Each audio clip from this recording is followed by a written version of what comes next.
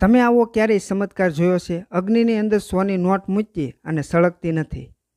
તો હાલો હું તમને આજે દેખાડું. મહાદેવર તો 6 વાગે હું ને કૌશિકભાઈ નીકળી ગયા વેલાહર એ જગ્યાની ખોજમાં. ત્યાં તો 80 કિલોમીટર ગાડી હાલી, ત્યાં તો કૌશિકભાઈ થાકી ગયા. એ કે હવે ચા પીવી જો. હું કહું ચા ભલે પીવી હોય પણ પૈસા હું નહીં આપું. ત્યારબાદ ચા પીને હું ને કૌશિકભાઈ નીકળી ગયા. ત્યાં તો રોડ ઉપર જોયું, ત્યાં તો આ તો એરોપ્લેનના મોટા મોટા પાંખડા હતા. પછી ખબર પડી આ તો પવન ચક્કાના છે.